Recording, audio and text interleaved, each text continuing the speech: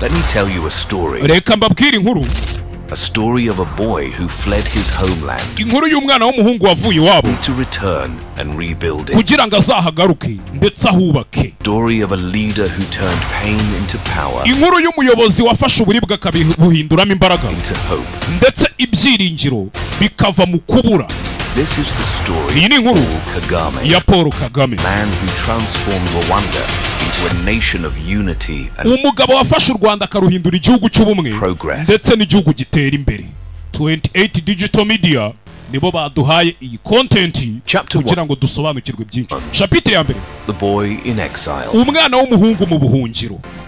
Every great story has buri nkuru yose a beginning. Igira itangiriro. Paul Kagame, it began far from home. We bijya gutangira byatangiriye kure y'iwabo. Yavutse mu 1957. Southern Rwanda. Avukira mu majyepfo y'u Rwanda. His early years were shaped imyaka ye yo mu bwana by the turbulence of a nation. Ntago byari bimeze neza kuko igihugu nticyari gitekanye. With its identity. Bitewe n'abantu n'ivangura ryari riri mu gihugu, abantu bazira uko bameze.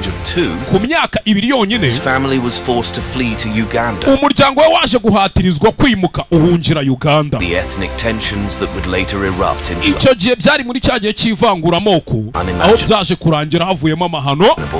Mwese murayazi ndetse n'ibyakozwe mu Rwanda mwese murabizi. Growing up in a refugee camp. Gukorera mu nkambi y'impunzi rero. They learned the harsh realities of displacement. Kagame yaje gusobanukirwa ndetse yumva neza cyane ikintu cyo kutaba ahantu hamwe utuye nk'umwene gihugu. Akiri umwana mutoya, muri we indani yakuranye imbaraga ndetse n'umutima ukomeye. Avuga ati umunsi umwe nzasubira mu rugo iwacu muhira, ngende nandike amateka. Gusa icyo atarazi ni kimwe, nuko icyo kibatsi cy'umuriro cyamwakagamo umunsi umwe cyari kuzazana impinduramatwara, apana urugomo, ahubwo ari intumbero no kureba imbere. Ibyari bigiye guhindura igihugu cyangiritse cyangwa se cyacitse umugongo kigahinduka igihugu cy'ibyiringiro ndetse n'ibyiza byose.